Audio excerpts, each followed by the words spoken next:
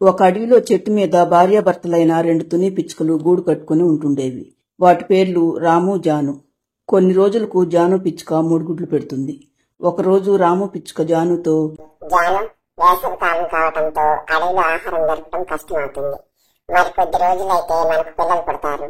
అప్పుడు మనకు ఆహారం ఎక్కువగా అవసరం అవుతుంది. మన పక్క అడవిలో మనం తినే ఆహారం చాలా ఉందట. నేను వెళ్లి ఆహారం వెతికి తీసుకొస్తాను. నేను కూడా నీతో వస్తాను రాము. ఒక్కదాన్నే ఇంటి దగ్గర ఉండాలంటే చాలా విసుగ్గా ఉంటుంది. నువ్వు కూడా వస్తే మన గుడ్ల దగ్గర ఎవరుంటారు చెప్పు. పైగా సాయంత్రం కాగానే నువ్వు గుడ్డు పెట్టే సమయం కూడా అవుతుంది. అందుకే నువ్వు ఇంటి దగ్గర ఉండి జాను. నేను వెళ్లి ఆహారం తీసుకొస్తాను. పేరుకు పక్కడివి అన్నమాటే కాని ఇక్కడికి దగ్గరలోనే ఉంటుంది కదా రాము. మనం వెళ్లి మళ్ళీ త్వరగా వచ్చేద్దాంలే. పిల్లలు పుట్టాక ఎక్కడికి వెళ్ళటానికి వీలు కాదు. అందుకే ఇప్పుడు నీతో వస్తాను అని జాను పిచ్చుక బ్రతిమలాడటంతో, సరే వెళ్దాం పద అంటాడు రాము. తర్వాత వాళ్ళిద్దరూ కొంత దూరం ప్రయాణించి పక్కడిలోకి వెళ్తారు.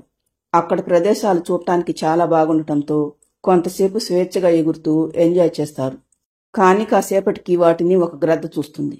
అది వాటి వెంట పడటంతో అవి 2 ఒక చెట్టు దగ్గరకు వచ్చి చెట్టు కొమ్మల్లో దాక్కుంటాయి.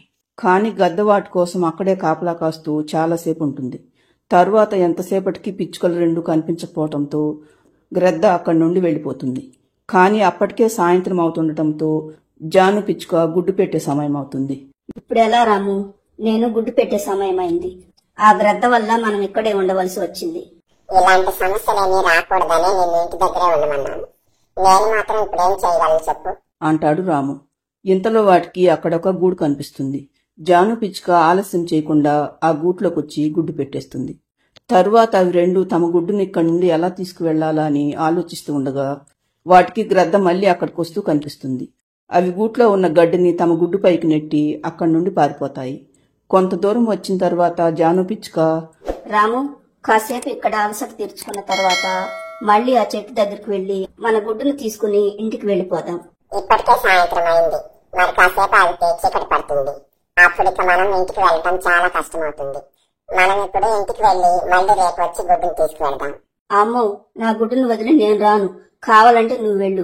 నువ్వు ఇక్కడున్న గుడ్డు కోసం చూస్తే ఇంటి దగ్గర 3 గుడ్లున్నాయి. మరి వాటి సంగతి ఏంటి? రాత్రిపూట వాటిని ఒంటరిగా వదిలేస్తావా అని రాము పిచ్చుక అనటంతో జాను ఇక చేసేదేం లేక అయిష్టంగానే తమ ఇంటికి బయలుదేరి వెళ్తుంది. అవి 2 చెట్టు దగ్గరకు వచ్చేసరికి అక్కడ మరొక గూడు ఉంటుంది. మరుసటి రోజు ఉదయం రాము, జానులిద్దరూ తమ గుడ్డు కోసం పక్కడులోకి వెళ్లి చూసేసరికి చెట్టు మీద గూడు ఉంటుంది. కాని అక్కడ వాటి గుడ్డు మాత్రం ఉండదు. అది చూసిన పిచ్చుకలు 2 తమ గుడ్డును ఏ పామో తినేసి ఉంటుందనుకుని ఏడ్చుకుంటూ మళ్లీ తమ ఇంటికి వస్తారు. అవి 2 అక్కడికి వచ్చేసరికి వాటికి అక్కడ ఒక పావురం పక్కనే ఉన్న గూట్లో కనిపిస్తుంది. దాని గూట్లో 3 గుడ్లు కూడా ఉంటాయి.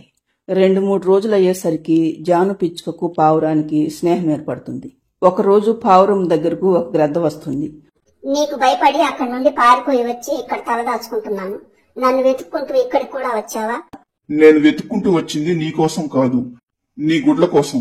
ఎందుకంటే నీ గుడ్లలో నుండి వచ్చిన పిల్లలు చాలా రుచిగా ఉంటాయి.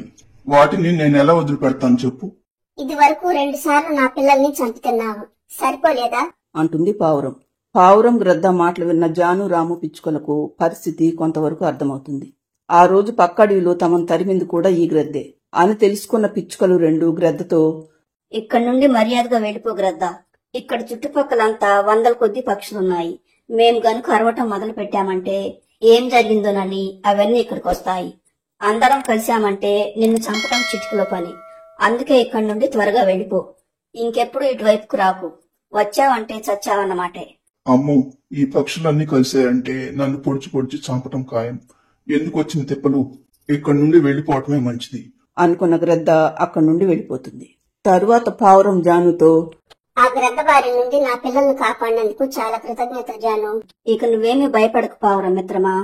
నీ పిల్లలతో నువ్విక్కడ ప్రశాంతంగా ఉండొచ్చు అంటుంది జాను. కొద్ది రోజుల తర్వాత జాను పిచ్చుకకు 3 అందమైన పిచ్చుక పిల్లలు పుడతాయి. ఒకరోజు తెల్లవారేసరికి పావురానికి కూడా 3 పిల్లలు పుడతారు. వాటిలో 2 పావురం పిల్లలుండగా 1 పిచ్చుక పిల్ల ఉంటుంది. అది అచ్చం జాను పిల్లల్లాగే ఉంటుంది. అప్పుడు జాను పావురంతో, ఏంటి పావురం మిత్రమా, నీ గుడ్డులో నుండి అచ్చం నా పిల్లల్లాంటి బిడ్డ పుట్టడం ఏంటి? నేను పెట్టింది 2 గుడ్లే జాను. ఒకరోజు నేను ఈ చెట్టు మీద గూడు కట్టుకోవటానికని వస్తూ నా గుడ్ల మీద గడ్డి వేసి వచ్చాను. నేను వెళ్లి చూసేసరికి నా గూట్లో 3 గుడ్లున్నాయి. ఆ 3వ గుడ్డు ఎవరిదో నాకు అర్థం కాలేదు. మరుసటి రోజు నా గుడ్లతో పాటు దాన్ని కూడా తీసుకుని ఇక్కడికి వచ్చాను. కానీ నాకు అర్థం కానిదల్లా ఒకటే, ఈ బుజ్జి పక్షి అచ్చం నీ పిల్లల్లాగా ఉండటం. పరిస్థితి మొత్తం మాకు అర్థమైంది గౌరమ్మా. ఆ రోజు నీ గూట్లో గుడ్డు పెట్టింది మరెవరో కాదు, నేనే. నా గుడ్డు మీద గడ్డి వేసింది కూడా నేనే. కానీ అంతకుముందే ఆ గడ్డి క్రింద నీ గుడ్లున్నాయని నాకు తెలియదు. ఆ రోజు నీ గూట్లో నేను గుడ్డు పెట్టడానికి కారణం కూడా నీ పిల్లల కోసం వచ్చిన ఆ గ్రద్దే అని జరిగిన విషయం మొత్తం పావురంతో చెబుతుంది జాను పిచ్చుక. అంటే ఆ రోజు ఆ గ్రద్ద నుండి నా పిల్లలతో పాటు నీ బిడ్డను కూడా కాపాడుకున్నావు అన్నమాట. నీ మంచితనమే నీ బిడ్డను నీ దగ్గరికి చేర్చింది జాను అని జాను బిడ్డను తనకిచ్చేస్తుంది పావురం.